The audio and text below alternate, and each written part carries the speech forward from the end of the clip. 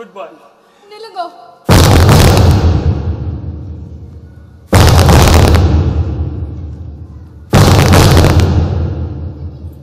நானும் உங்களோட வரேன். என்னையும் கூட்டின்னு போங்கோ. கோகி, நீ என்ன நம்புறியா கோகி? கோகிலா ஒழுக்கமானவன்னு இந்த ஆத்துல இருக்கிறவா எவ்வளவு ஆழமா நம்புறாளோ அந்த அளவுக்கு நீங்க ஒழுக்கமானவர்னு நான் நம்புறேன். அப்போ அந்த போன் பண்ணவளுக்கும் இவருக்கும் தொடர்பு இல்லை நீ நினைக்கிறியா? இருந்திருந்தா இத்தனை நாள் பழகினோமேமா சொல்லிருப்பாரே. உங்கட சொல்லாம மறைச்சிருக்காருமா. ஏன்பா நீங்க சர்வீஸ்ல இருக்கச்ச லஞ்சம் வாங்கினேன்னு ஒரு போன் வந்தா லஞ்சம் வாங்கினத இத்தனை நாள் எங்க கிட்ட சொல்லாம மறைச்சிட்டேன்னு எடுத்துக்கலாமா? சொல்லுங்க. இந்த பாரு கோகிலா, நீ அவரை நம்பலாம், நாங்க நம்பல. அவ நம்பிக்கைத்தான் முக்கியம், உங்க அவ நம்பிக்கை இல்ல. கோகிலா, ஆத்துல பெரியவா நாங்க எல்லாரும் சேர்ந்து முடிவு பண்ணியாச்சு, அவர் உனக்கு இல்லங்க. அவ மேஜருங்கிறதையும் பெரியவங்க கொஞ்சம் ஞாபகத்துல வச்சுக்கிட்டா தேவல.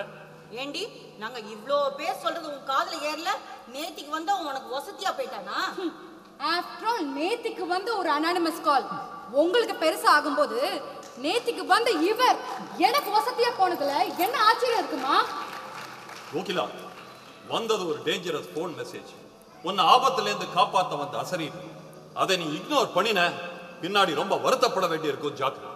ஏன் மாமா, மாப்பிள்ளைன்னு உங்க வீட்டுக்குள்ள வந்திருக்க, குடும்பத்துல ஒருத்தனா பழகி இருக்க, நீங்க என்ன நம்பல இல்ல? என் மருமகனை பத்தி எனக்கு தெரியும்னு சொல்லிட்டு நீங்க டெலிபோன் கனெக்ஷனை துண்டிக்காம சம்பந்தம் செஞ்ச உறவை துண்டிக்கிறேன்னு சொல்றேன் மாமா. பரஸ்பர நம்பிக்கை அஸ்திவாரமா வச்சு ஒரு பரிசுத்தமான உறவை நாங்க தொடங்கியிருக்கோம். அத அந்த போன்ல பேசின முகம் தெரியாத முகவரி தெரியாத கோழத்தனமான மூணாவது நபரால் அழிச்சிட முடியாதுமா. ஓ, பெரியவாளையே எதிர்த்து பேசுற அளவுக்கு உனக்கு தைரியம் வந்துட்டா? உனக்கு அந்த தைரியத்தை கொடுத்தது யாரு? இவன் தானே. இப்ப சொல்றேன் கேட்டுக்கோ. நான் உயிரோடு இருக்கிற வரைக்கும் இந்த கல்யாணம் நடக்க. இது என்னுடைய வீடு, அவ என்னுடைய டாக்டர். நீங்க கிளம்பலாம். போற சார் போற. தனியா இல்ல, உங்க பொண்ணோட. அவ மேஜர், என்ன கல்யாணம் பண்ணிக்கணும்னு ஆசைப்படுறா. மரியாதையா சொல்றேன், அவளை என் கூட கல்யாணம் பண்ணி வச்சிருங்க. அப்படி இல்ல அவளை நான் கடத்திட்டு போய் தாலி கட்ட வேண்டியது இருக்கும். சபாஷ் மாப்பிள்ள, சபாஷ்.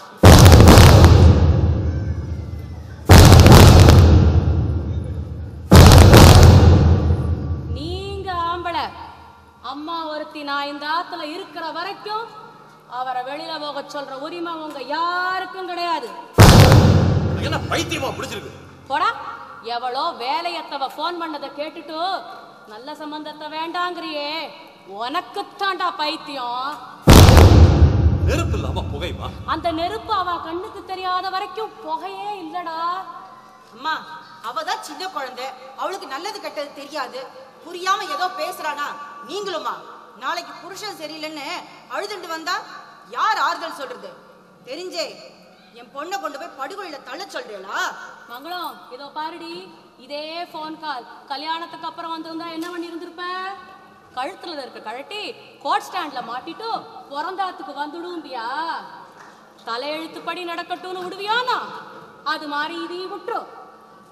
இவ எப்படி அவரை நம்புறாளோ அதை விட இவரை நான் மனப்பூர்வமா நம்புறேன். நீ அவனை நம்பறியா? அவன் ஒழுக்கம் கெட்டுவான். போடா. ஒழுக்கம் கெட்டவரா இருந்திருந்தா அன்னைக்கு ராத்திரி கொற்ற மழையில கோகிலாவ தன் பொண்டாட்டியா கொண்டு விட்டுருப்பாருடா. உன் பொண்ணா கொண்டு விட்டுருக்க மாட்டா. நீ ஒருத்தி வக்காலத்து வாங்கிட்டா உடனே இந்த கல்யாணம் நடந்துருவாங்க இல்ல? என்னடா செய்வ? என்ன செய்ய முடியும் உன்னால? வாழ போற இவளே சரிங்கிறா, நீங்க என்னமோ குதிக்கிறேளே. பெரியவானா நீங்க சொல்றதெல்லாம் வேதம், செய்யறதெல்லாம் சரி இல்லையா? சும்மா ஆத்தோட இருந்த குழந்தைய அவரோட போன்னு அனுப்பிட்டு அது பழகி புரிஞ்சுண்டு மனசுல 1000 ஆசைய வளர்த்துண்டதுக்கு அப்புறம் போன் வந்தது புடலங்கா வந்ததுங்கிறியா? இந்த பாருப்பா, நீங்க என் பேர நாட்டம் என் பேத்திய கண்கலங்காம வச்சு காப்பாத்துவேங்கிற நம்பிக்கை எனக்கு இருக்கு. அதனால இன்னைக்கு இல்ல இல்ல இப்பவே இவ்வளவு